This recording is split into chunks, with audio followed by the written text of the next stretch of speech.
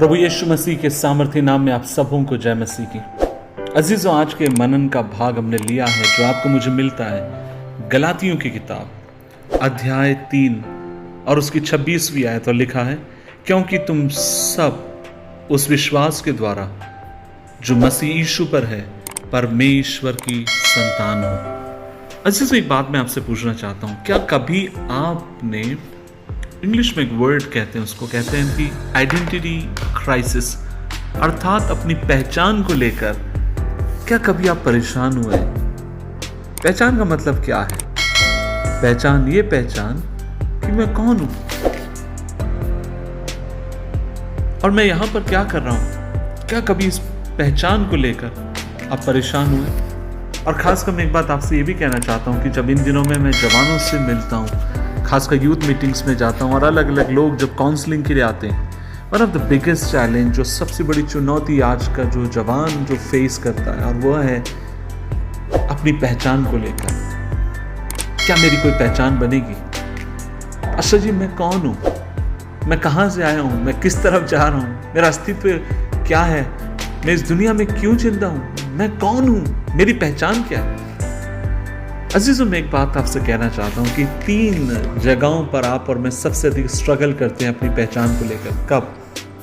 खासकर जब बच्चे बढ़ रहे होते हैं, वे जब उम्र में बढ़ रहे होते हैं और वे अपने आप को, वे इस बात को सोच रहे होते हैं कि किस प्रकार के लोगों से मुझे दोस्ती करनी चाहिए, किस प्रकार के लोगों के संग मुझे रहना चाहिए, मैं कौन हूं।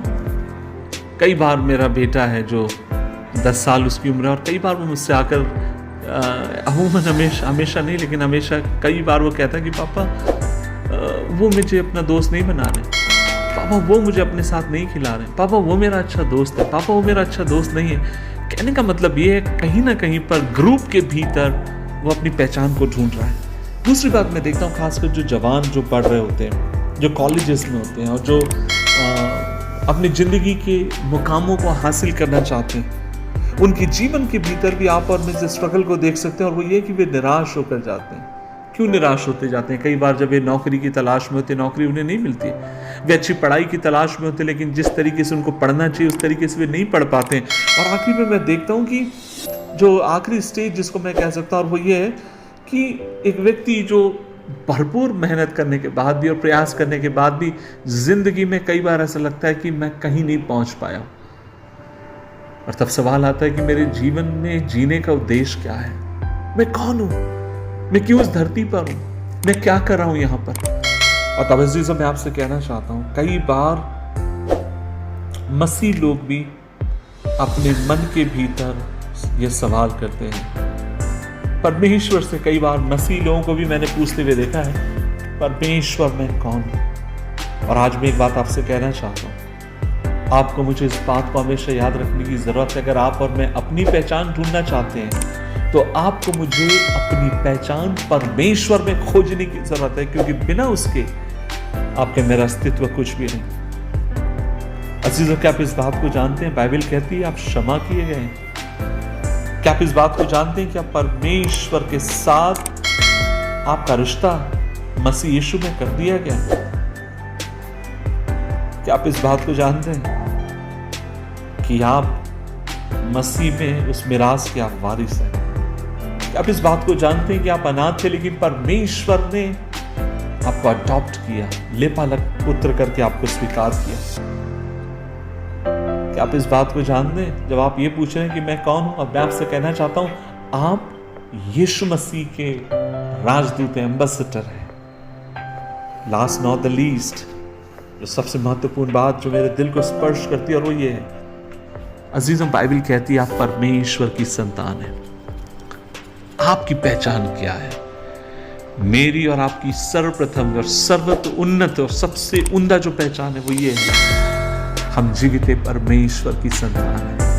और जब मैं चीजों को देखता हूं, मैं उसमें होकर देखता हूं, जब चीजों को मैं समझने की कोशिश करता हूं, मैं इस बात को हमेशा मन में याद रखने की कोशिश करता हूं कि मैं परमेश्वर की संतान हूं। बचपन में पिता मर गए, गरीबी से बहुत अधिक संघर्ष रहा, नफरतें मिलती, जिस जगह मैं काम करता था बेकरी पे, वहाँ का बेकरी मालक मुझे कभी भी किशोर करके नहीं बुलाता था, वो हमेशा अनाथ कह के बुलाता। मन के भीतर चिंताएं, व्याकुलताएं बढ़ते चले गई जैसे जैसे उम्र बढ़ रही थी, और सवाल था मैं कौन हूं, मैं इस धरती पर क्या कर रहा हूं, क्या मेरे जीने से किसी को कोई फर्क पड़ता है या नहीं पड़ता। और अजीजों, जब एक दिन यीशु मसीह मेरे जीवन के भीतर आता है तब मुझे मालूम पड़ता है कि मैं इसकी संतान हूं, और जब प्रभु में मेरी पहचान सुरक्षित है, मेरी पहचान मेरे प्रभु में सुरक्षित है, फिर मेरे बारे में कोई मुझे क्या कहता है क्या नहीं कहता उससे मुझे कोई बहुत फर्क नहीं पड़ता, क्योंकि मुझे पता है मैं अपने परमेश्वर में कौन हूं। अगर मेरे मित्र मुझे अपने साथ खड़ा ना करना चाहे अच्छी बात है, कोई मुझसे बात करे ना करे अच्छी बात है, लेकिन मेरी इस पहचान को कोई बदल नहीं सकता। और मेरी पहचान ये है कि मैं जीवित परमेश्वर की संतान हूं, और ये पहचान युगानुग के लिए उसने मुझे दी है, और इस पहचान में मैं अपने आप को सुरक्षित करता हूं। इसलिए आज मेरे भाई मेरी बहन, मुझे नहीं मालूम तू जीवन के किस पड़ाव से होकर जा रहा है, जहां पर शायद तुझे लगता होगा मेरी बहन, तुझे लगता होगा तुझसे प्यार करने वाला कोई नहीं, तुझे समझने वाला कोई नहीं। कई बार मन में ये भी सवाल आता है कि मेरे जिंदे रहने से कोई फर्क पड़ रहा है कि नहीं पड़ रहा किसी को। लेकिन आज मैं आंसुओं के साथ जब मैं संदेश को बोल रहा हूं, मेरी आंखों में आंसू है। मैं दिल से इस बात को कह रहा हूं, मेरे भाई मेरी बहन मेरी माँ, तू निराश मत हो, अपने आप को हताश मत कर। तेरी वास्तविक पहचान किसी मनुष्य के शब्दों से नहीं आती, कोई व्यक्ति तुझे एक्सेप्ट करता उस बात से नहीं आती। तेरी वास्तविक पहचान ये है, तू परमेश्वर की संतान है, और तुझे कोई प्यार करे ना करे, तेरा परमेश्वर तुझसे प्यार करता है, तेरा परमेश्वर तुझसे प्यार करता है। दुआ करें, प्रभु जी आज हम मिलकर तेरी उपस्थिति में आते हैं, और हम जानते हैं कि तू वो खुदा है जो हमसे प्यार करता है। होने दे प्रभु जी, इस पहचान के साथ हम बढ़ने पाए, मदद कर, यीशु मसीह के नाम से मांगते हैं, आमीन आमीन आमीन।